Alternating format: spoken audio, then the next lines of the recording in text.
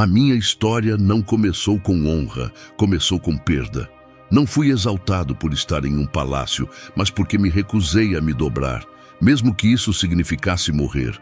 Sim, eu, Daniel, fui arrancado da minha terra, jogado num império estranho, cercado de idolatria, ameaças e tentações. Fui levado ainda jovem para a Babilônia após a invasão cruel do rei Nabucodonosor a Jerusalém. Vi minha terra ser saqueada, o templo profanado e muitos dos meus irmãos serem mortos ou levados cativos. Eu fazia parte da linhagem nobre de Judá e por isso fui separado com outros jovens para servir no palácio real. Naquela terra distante, tudo era diferente: a língua, os costumes, a religião. Mas mesmo em meio à dor do exílio, algo dentro de mim se manteve firme: o temor ao Deus de Israel. Ao chegar à Babilônia, fui colocado num programa de preparação para servir diante do rei. Era uma honra para muitos, mas para mim era uma armadilha sutil. Fui instruído na língua dos caldeus, em seus costumes e sabedorias, mas decidi, desde o primeiro dia, que jamais me esqueceria das leis do meu Deus. Até meu nome foi mudado. Deixei de ser Daniel e passei a ser chamado Beltesazar. Mas nomes não mudam essência. No meu íntimo, continuava sendo aquele que crê que Deus é meu juiz. O primeiro grande teste veio quando o chefe dos eunucos nos ordenou a comer das iguarias da mesa do rei. Aquela comida era sacrificada a ídolos e contaminada espiritualmente. Sabia que aceitar seria trair a minha aliança com Deus. Recusar, por outro lado, poderia me custar a vida. Mesmo assim, tomei coragem. Pedi que me dessem apenas legumes e água por 10 dias e que comparassem nossa aparência com a dos outros jovens. Era uma aposta ousada, mas confiei. Ao final daqueles dias, o que aconteceu surpreendeu a todos. Eu e meus 3 companheiros, Ananias, Misael e Azarias, parecíamos mais saudáveis e fortes que qualquer outro jovem do palácio. Aquilo não foi resultado de dieta, mas de fidelidade. Deus nos honrou. Com isso, conquistamos o respeito dos oficiais e permanecemos fiéis sem comprometer nossos princípios. Aprendi ali que quem honra a Deus, mesmo em terra estranha, será distinguido pelo próprio céu. Nos 3 anos de formação, mergulhei no estudo da cultura babilônica, mas jamais deixei de orar. Mesmo com a agenda cheia do palácio, reservava meus momentos para buscar o Senhor, voltado para Jerusalém. Essa prática me sustentava. Era como um fio invisível que me ligava ao Deus dos meus pais. Enquanto Babilônia tentava moldar minha identidade, o Espírito de Deus me fortalecia por dentro. E quanto mais me dedicava, mais sabedoria e entendimento me eram concedidos. A Babilônia era linda por fora, com seus jardins suspensos e riqueza deslumbrante, mas espiritualmente era um poço de idolatria e vaidade humana. Foi nesse ambiente que aprendi a me mover com sabedoria, prudência e fé. Não fugia do sistema, mas também não me curvava a ele. Mantinha minha posição com humildade, mas sem comprometer meus valores. E logo esse posicionamento me levaria ao centro de uma crise que ninguém esperava resolver. Foi quando Nabucodonosor teve um sonho que ninguém conseguiu interpretar. A ordem do rei foi clara e cruel. Ou os sábios revelavam o sonho e sua interpretação, ou seriam mortos. Eu e meus amigos estávamos incluídos nessa sentença de morte. Mas em vez de pânico, buscamos o céu. E Deus, mais uma vez, respondeu com um milagre, revelando-me o conteúdo e o sentido do sonho. Estava apenas começando a entender o quanto o Altíssimo estava agindo, mesmo em terra pagã. Se você gosta desse tipo de conteúdo, não se esqueça de se inscrever no canal e deixar nos comentários seu nome e idade. Queremos de te conhecer melhor.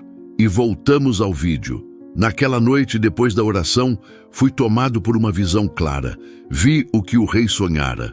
Uma imensa estátua com cabeça de ouro, peito e braços de prata, ventre e coxas de bronze, pernas de ferro e pés de ferro misturado com barro. Era imponente, mas seus pés frágeis anunciavam a ruína. De repente, uma pedra foi cortada, sem auxílio de mãos humanas, e feriu os pés da estátua, destruindo-a completamente. No lugar dela, a pedra cresceu até se tornar um grande monte que enchia toda a terra. Sabia que aquilo não era apenas um enigma político, mas uma revelação divina sobre os reinos da terra. Pela manhã, fui conduzido à presença do rei Nabucodonosor. Meu coração batia forte, mas a certeza do Deus que revela os mistérios me sustentava. Disse ao rei: não há homem que possa desvendar esse segredo, mas há um Deus nos céus que revela os mistérios. E então descrevi o sonho e sua interpretação, mostrando que aquele grande colosso representava os impérios humanos, mas que um reino eterno, vindo de Deus, destruiria todos eles. Quando terminei de falar, o rei caiu com o rosto em terra e me honrou diante de toda a corte.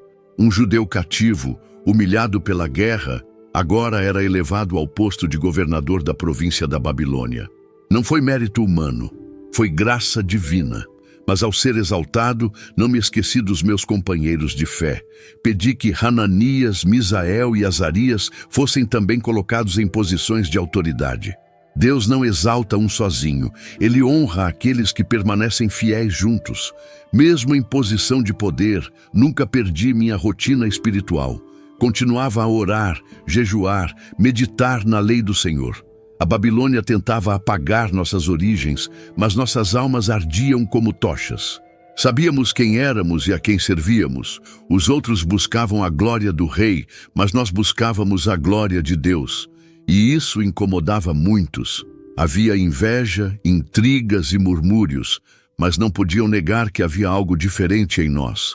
Com o tempo, comecei a entender os bastidores espirituais daquele império. Havia uma força oculta por trás dos altares pagãos, uma influência que se manifestava nos caprichos do rei, nas perseguições e nas imposições contra a nossa fé. Era uma Babilônia que queria não apenas controlar corpos, mas moldar corações. E quem se dobrasse diante dela, perdia sua identidade. Por isso, permanecer fiel não era apenas uma escolha espiritual, era uma guerra. A estátua do sonho não era apenas uma imagem simbólica, era um alerta. Os impérios humanos são grandiosos, mas frágeis.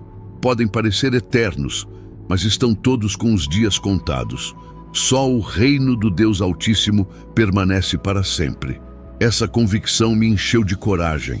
Eu sabia que servir ao rei da Babilônia era temporário, mas servir ao Rei dos Reis era eterno.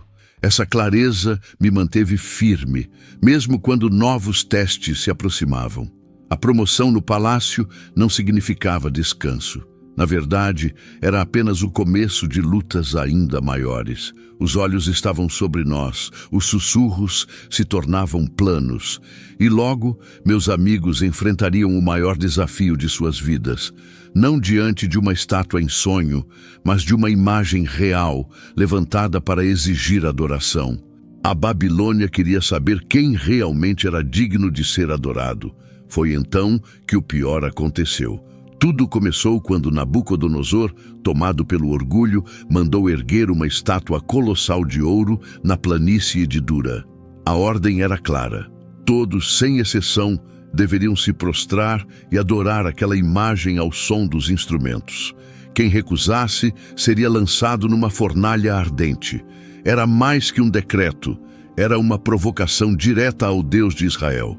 Eu não estava presente naquela ocasião, por providência divina, mas meus irmãos de fé, Hananias, Misael e Azarias, estavam e tomaram a decisão mais corajosa de suas vidas. Quando a multidão se ajoelhou, eles permaneceram de pé. Não disfarçaram, não hesitaram, não buscaram desculpas. Diante da pressão, da música, da ameaça, da multidão inclinada, eles escolheram continuar em pé. Foi impossível ignorá-los. Os caldeus, invejosos e atentos, correram até o rei para denunciá-los. Estes homens não te respeitam, ó rei, nem adoram teus deuses. Nabucodonosor, furioso, exigiu que fossem trazidos à sua presença. Ainda lhes ofereceu uma segunda chance. A resposta deles foi firme, sem rodeios. Ó rei, Não precisamos nos defender. O nosso Deus pode nos livrar da tua fornalha, mas mesmo que ele não o faça, não adoraremos tua imagem. Essas palavras ecoam até hoje. A fé deles não estava condicionada ao livramento. Era uma fé que não negociava, que não pedia garantias, que não dependia do resultado.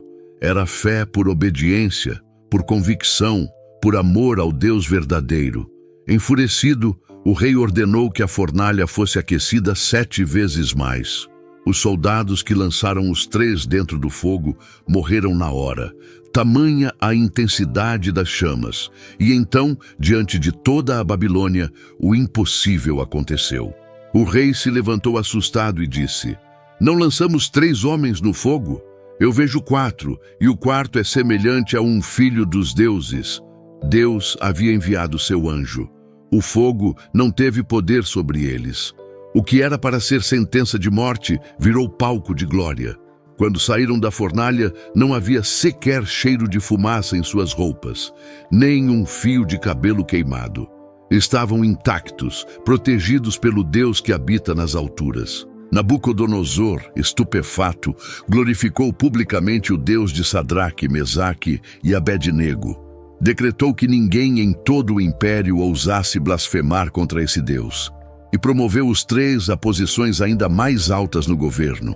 A fidelidade deles havia sido recompensada diante de todos. Aquela cena mudou o ambiente espiritual do império. Não porque a idolatria cessou, mas porque agora havia temor diante do Deus de Israel. Eles provaram que não se vence o fogo com força, mas com fé. Que não se desafia o sistema com palavras, mas com postura. Eles não falaram muito, apenas permaneceram de pé, e por isso o céu os honrou. A Babilônia jamais foi a mesma depois daquele dia, e eu, observando tudo aquilo, compreendi algo profundo. Deus não livra apenas da fornalha. Às vezes, Ele escolhe livrar dentro da fornalha, porque é lá, no meio do calor, da pressão e da dor, que a sua glória se manifesta com mais poder. Mas o orgulho de Nabucodonosor ainda não havia sido totalmente quebrado, e Deus tinha um plano para confrontá-lo diretamente, não com fogo, mas com um sonho que viria do alto. Tempos depois, o rei Nabucodonosor voltou a me chamar, perturbado por mais um sonho que o deixava inquieto. Dessa vez, ele não ocultou o conteúdo. Contou-me que havia sonhado com uma árvore majestosa que crescia até os céus, com folhas verdejantes e frutos em abundância. Toda criatura se abrigava à sua sombra. Mas então, um mensageiro celestial descia do céu e proclamava: Cortem a árvore, mas deixem o toco com correntes de ferro e bronze, que o coração desse homem seja transformado em coração de animal, até que passem sobre ele 7 tempos. Ao ouvir a descrição, compreendi imediatamente que aquilo era um juízo. Orei em silêncio e, com grande pesar, olhei nos olhos do rei e disse: Oxalá que esse sonho se cumprisse sobre teus inimigos, ó rei. Mas a verdade precisava ser dita. A árvore era ele. Sua grandeza e poder haviam se estendido por toda a terra, mas seu orgulho o conduziria à ruína. Ele seria expulso do meio dos homens e viveria como um animal, comendo erva do campo, até reconhecer que o Altíssimo reina sobre todos os reinos da terra. Com temor, fiz um apelo: aceita meu conselho, rompe com teus pecados e pratica a justiça, mostra misericórdia aos pobres. Talvez assim se prolongue a tua tranquilidade. O rei me ouviu, mas não se humilhou. Passaram-se 12 meses. Um ano inteiro se passou como se nada fosse acontecer. Mas Deus não esquece o que diz. Em uma tarde, enquanto caminhava em seu palácio, Nabucodonosor olhou para a Babilônia e disse: Não é esta a grande Babilônia que eu edifiquei com o meu poder e para a glória da minha majestade? Antes mesmo que terminasse de falar, uma voz ecoou do céu: Ó rei Nabucodonosor, a ti se diz: o teu reino foi tirado de ti. E naquele instante, a profecia se cumpriu. O rei enlouqueceu. Foi expulso do palácio, passou a viver nos campos, comendo como boi. Seus cabelos cresceram como penas de águia e suas unhas como garras. Por 7 anos, o maior homem da terra foi reduzido à condição de uma besta, até que seu coração se quebrantou. No fim daquele tempo, ele levantou os olhos aos céus e reconheceu: o Altíssimo tem domínio sobre os reinos dos homens. E naquele momento, sua razão lhe foi restaurada. Ele voltou ao trono, mas agora com um espírito transformado. Já não era mais o mesmo homem. A soberba deu lugar à reverência. E então, pela primeira vez, um rei pagão escreveu uma carta pública exaltando o Deus de Israel. Nabucodonosor declarou: os seus sinais são grandes, seu reino é eterno e seu domínio é de geração em geração. Não era mais apenas um testemunho sobre os milagres que havia presenciado, era uma confissão pessoal.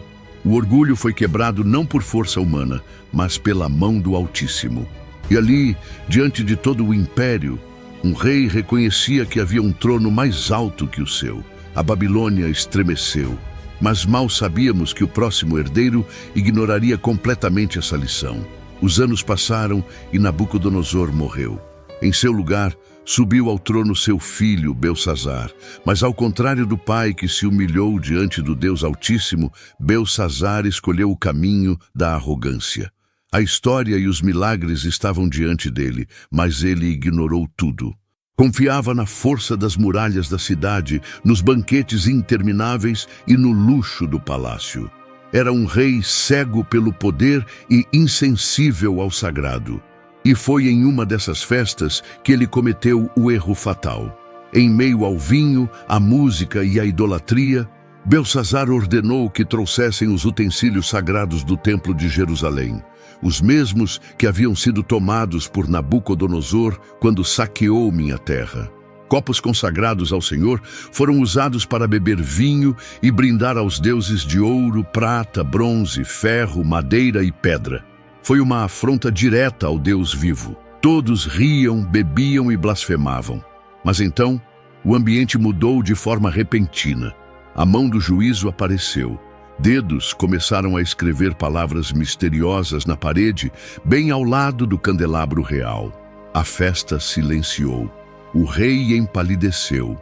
Suas pernas tremiam e sua mente não conseguia compreender. Chamaram os sábios, os adivinhos, os encantadores, mas ninguém pôde decifrar a mensagem. Foi então que a rainha-mãe lembrou de mim. Fui chamado à presença do rei. Vi nos olhos dele o medo que vem quando o sagrado se manifesta sem aviso. Antes de interpretar a escrita, lembrei Belsazar do que aconteceu com seu pai. Confrontei-o com firmeza. Tu, ó rei, sabias de tudo isso. E mesmo assim, não te humilhaste. Antes, exaltaste a ti mesmo contra o Senhor do céu. Usaste os vasos da casa dele e louvaste deuses que não veem nem ouvem. Mas ao Deus em cujas mãos está a tua vida, não glorificaste. Era necessário dizer a verdade, mesmo diante de um rei em fúria. Não falava por mim, mas como mensageiro do Altíssimo. Então, li a inscrição. Mene, Mene, Tekel, Uparsim. Expliquei. Mene, Deus contou os dias do teu reinado e deu fim a ele. Tekel, foste pesado na balança e achado em falta. Peres, teu reino foi dividido e entregue aos medos e persas. Aquilo não era apenas um aviso, era uma sentença, um decreto divino contra o orgulho humano. Não havia tempo para arrependimento. O juízo viria naquela mesma noite, e assim aconteceu. Enquanto a festa ainda terminava, os medos e persas invadiram a cidade por onde ninguém esperava. Sem resistência, sem aviso, sem chance de fuga, Belsazar foi morto. E o Império Babilônico caiu. Era o fim de uma dinastia. O trono que zombou do sagrado foi derrubado em poucas horas. Mas mesmo em meio à queda, o Deus que me sustentava permaneceu de pé. E a nova era que se iniciava não me encontrou esquecido.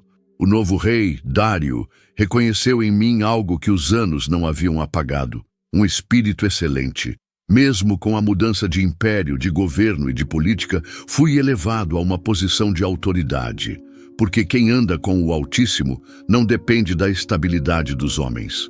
Fui colocado entre os principais do reino, e mais uma vez, minha fidelidade seria colocada à prova. Agora, não diante de uma fornalha ou de uma escrita na parede, mas em meio a rugidos famintos. Com a ascensão de Dário ao trono, o Império Medo-Persa se firmou sobre os escombros da Babilônia. Fui nomeado como um dos 3 presidentes superiores, com autoridade sobre todos os sátrapas do reino. Dário via em mim algo que não vinha da política nem da educação. Ele via um espírito excelente. Com o tempo, o rei planejava me colocar sobre todo o reino. Mas o favor de Deus sempre atrai a inveja dos homens. E os outros líderes não suportavam ver minha fidelidade e integridade. Eles procuraram algum motivo para me acusar diante do rei, mas não encontraram falha em mim. Sabiam que a única forma de me condenar seria relacionada à minha fé. Então, armaram uma armadilha sutil e perigosa. Convenceram o rei a assinar um decreto proibindo que qualquer homem fizesse oração a outro deus ou homem que não fosse o próprio Dário por 30 dias. Quem desobedecesse seria lançado na cova dos leões. O rei, lisonjeado, assinou o decreto sem perceber o plano por trás. Assim que soube da assinatura, fiz o que sempre fiz. Abri as janelas do meu quarto voltadas para Jerusalém e 3 vezes ao dia me ajoelhei e orei ao Deus dos céus. Não por desafio, mas por fidelidade. Minha aliança com o Altíssimo não dependia de leis humanas. Sabia que estavam me vigiando, mas minha vida era moldada pela oração, não pelo medo. Fui denunciado imediatamente. O rei, ao ouvir, ficou angustiado. Tentou me livrar até o pôr do sol, mas a lei dos medos e persas era irrevogável. Então veio a noite decisiva. Fui lançado na cova dos leões. Antes disso, Dário se aproximou e disse, com os olhos marejados: "O teu Deus, a quem tu continuamente serves, ele te livrará." Uma pedra foi posta sobre a entrada, selada com o anel do rei. Passei a noite ali, entre feras famintas, mas nenhuma delas me tocou. O Deus que fecha bocas e acalma tempestades enviou seu anjo. E a cova, que era para ser meu fim, se transformou em testemunho eterno.